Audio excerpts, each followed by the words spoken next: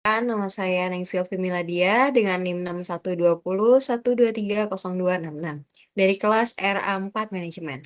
Nah, pada kesempatan kali ini saya akan membahas salah satu materi dalam perencanaan sumber daya manusia, yaitu mengenai defisit dan surplus karyawan.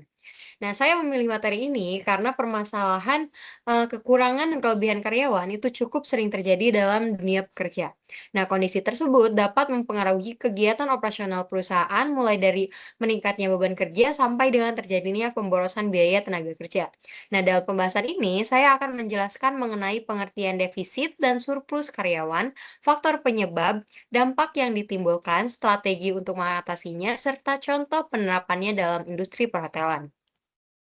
Nah, sumber daya manusia merupakan salah satu faktor penting dalam mendukung keberhasilan kegiatan operasional perusahaan.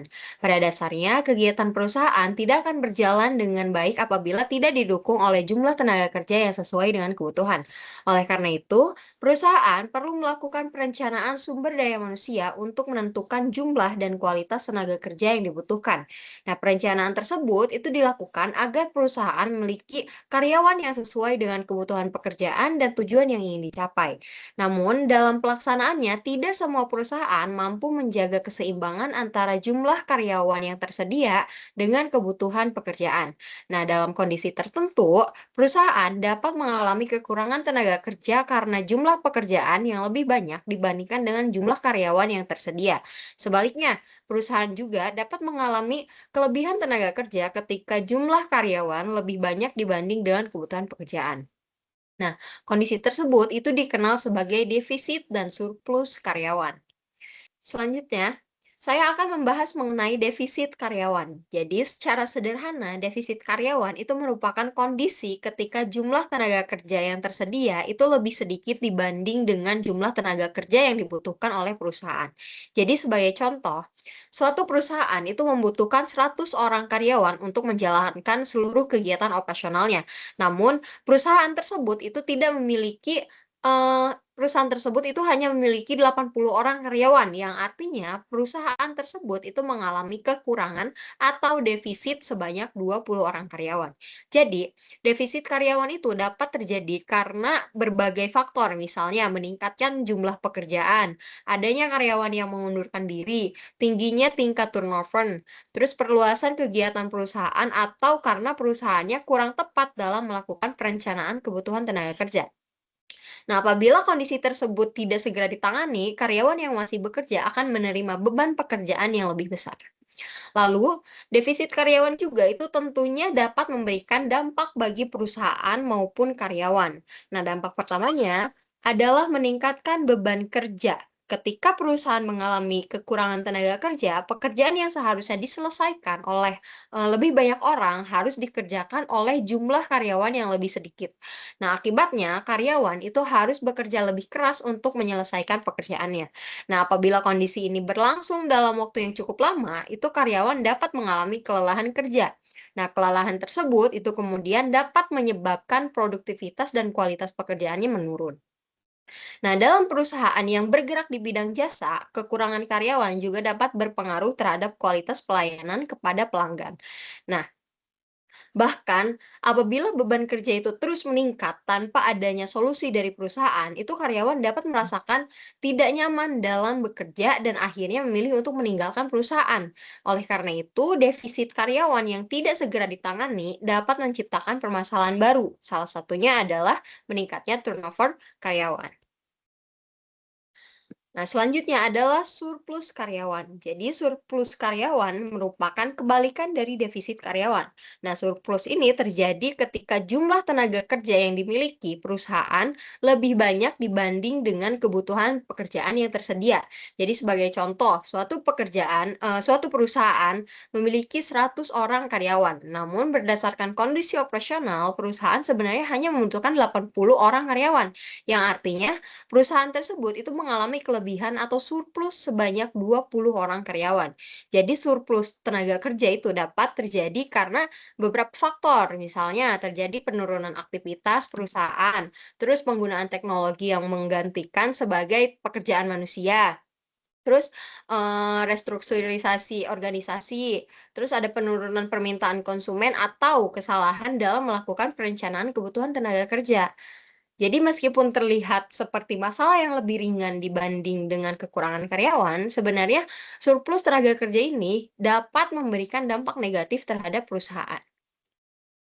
Nah, salah satu dampak utama dari surplus karyawan adalah meningkatnya biaya tenaga kerja. Jadi perusahaan tetap harus mengeluarkan biaya untuk membayar gaji dan berbagi fasilitas karyawan, sementara jumlah pekerjaan yang tersedia sebenarnya tidak membutuhkan tenaga sebanyak itu, gitu. Jadi selain itu, kelebihan jumlah karyawan juga dapat menyebabkan pembagian pekerjaan menjadi tidak efektif. Nah, dalam kondisi tertentu, terdapat karyawan yang memiliki beban pekerjaan yang sangat sedikit karena jumlah pekerjaannya tidak sebanding dengan jumlah tenaga kerja yang tersedia. Akibatnya, produktivitas karyawan menjadi rendah dan perusahaan mengalami inefisiensi biaya. Nah, jika perusahaan tidak mampu mengatasi kondisi tersebut, salah satu kemungkinan yang dapat terjadi adalah pengurangan jumlah tenaga kerja atau pemutusan hubungan kerja. Nah, namun untuk pemutusan hubungan kerja itu harusnya menjadi alternatif terakhir setelah perusahaan mempertimbangkan berbagai solusi lainnya. Nah, berdasarkan penjelasan tersebut, kita dapat melihat bahwa defisit dan surplus karyawan ini memiliki kondisi dan dampak yang berbeda. Nah, pada kondisi defisit, perusahaan mengalami kekurangan tenaga kerja sehingga beban kerja karyawan menjadi tinggi. Nah, resiko yang dapat muncul adalah kelelahan kerja, menurunnya produktivitas, menurunnya kualitas pelayanan, hingga meningkatnya turnover. Nah, sedangkan pada kondisi surplus, perusahaan ini mengalami kelebihan tenaga kerja. Nah, dampaknya adalah pembagian pekerjaan menjadi tidak efektif dan perusahaan harus mengeluarkan biaya tenaga kerja yang sebenarnya lebih besar dibanding dengan kebutuhan operasional. Nah, meskipun memiliki kondisi dan dampak yang berbeda, defisit dan surplus ini memiliki satu persamaan. Jadi, keduanya itu menunjukkan adanya ketidakseimbangan antara kebutuhan tenaga kerja dengan jumlah tenaga kerja yang tersedia di dalam perusahaan. Lalu, selanjutnya itu untuk mengatasi defisit karyawan. Nah, perusahaan dapat menerapkan beberapa strategi. Nah, strategi yang pertama adalah melakukan rekrutmen karyawan baru.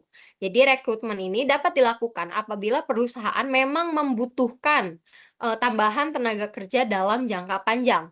Lalu, strategi kedua ini memberikan pelatihan dan pengembangan kepada karyawan. Melalui pelatihan, kemampuan dan produktivitas karyawan itu dapat ditingkatkan sehingga pekerjaan yang dilakukan dapat, secara lebih efektif. Selanjutnya, strategi, berikutnya adalah melakukan promosi atau pemindahan karyawan dari bagian lain yang memiliki kelebihan tenaga kerja.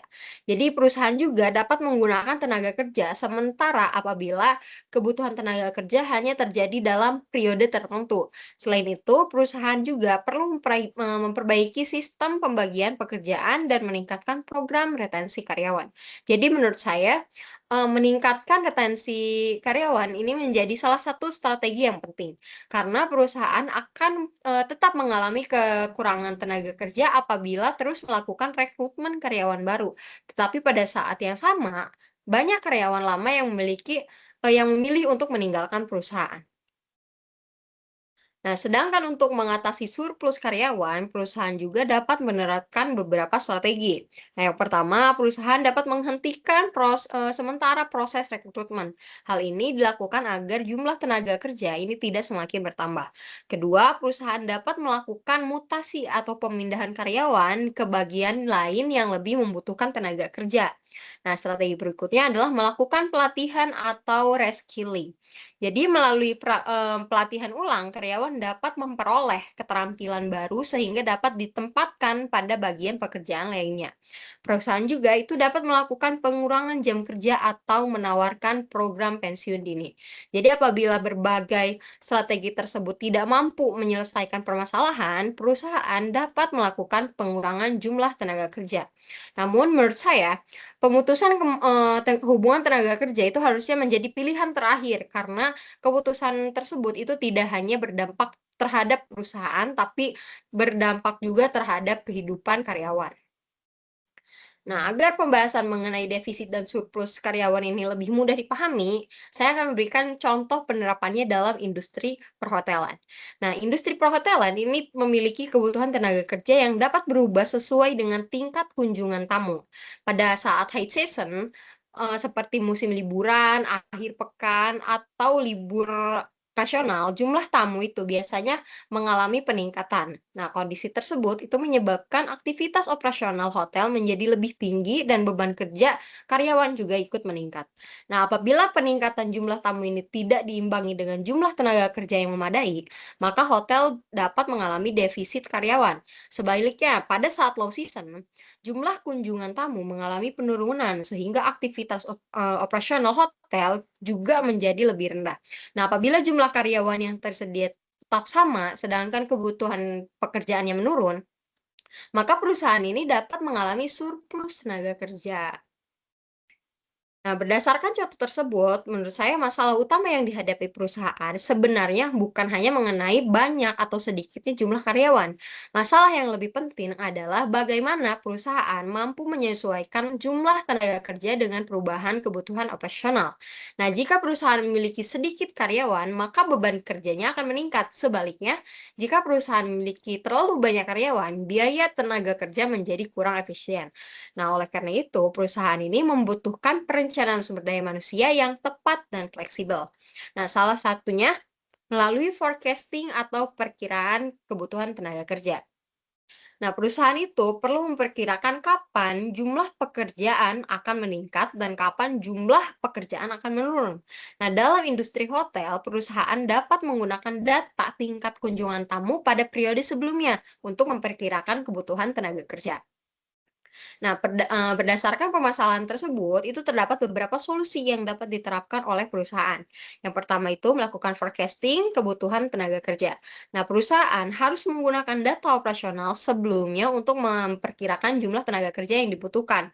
Lalu yang kedua, perusahaan dapat menggunakan daily worker atau tenaga kerja tambahan ketika memasuki periode high season. Nah, dengan strategi ini, perusahaan ini dapat memenuhi kebutuhan tenaga kerja tanpa harus menambah terlalu banyak karyawan tetap. Nah, strategi berikutnya adalah menetapkan cross training. Jadi, melalui cross training, ini karyawan diberikan pelatihan agar memiliki kemampuan untuk membantu pekerjaan pada bagian lain ketika dibutuhkan. Nah, perusahaan juga dapat mengatur jumlah jadwal kerja berdasarkan tingkat okupansi atau tingkat hunian hotel. Nah, ketika jumlah tamu meningkat, perusahaan dapat menyesuaikan jumlah tenaga kerja yang dijadwalkan untuk bekerja. Lalu terakhir, perusahaan perlu melakukan evaluasi beban kerja secara berkala. Jadi evaluasi tersebut penting agar perusahaan dapat mengetahui apakah jumlah tenaga kerja yang tersedia sudah sesuai dengan kebutuhan pekerjaan. Jadi tujuan dari perencanaan sumber daya manusia ini bukan hanya untuk memiliki banyak karyawan. Hal ini juga lebih penting, hal yang lebih penting adalah perusahaan memiliki jumlah karyawan yang tetap dengan kemampuan yang sesuai dan tersedia pada waktu yang dibutuhkan. Nah, berdasarkan pembahasan yang telah disampaikan, dapat disimpulkan bahwa defisit dan surplus karyawan ini merupakan kondisi ketidakseimbangan antara jumlah tenaga kerja yang tersedia dengan kebutuhan perusahaan. Nah, defisit karyawan dapat menyebabkan meningkatnya beban kerja dan menurunnya produktivitas, sedangkan surplus karyawan dapat menimbulkan pemborosan biaya tenaga kerja dan inefisiensi perusahaan. Oleh karena itu, perencanaan sumber daya manusia yang tepat sangat diperlukan agar perusahaan memiliki jumlah karyawan yang sesuai dengan kebutuhan, sehingga produktivitas, efisiensi, dan kualitas pelayanan dapat tetap terjaga. Sekian pembahasan dari saya. Terima kasih atas perhatiannya. Wassalamualaikum warahmatullahi wabarakatuh.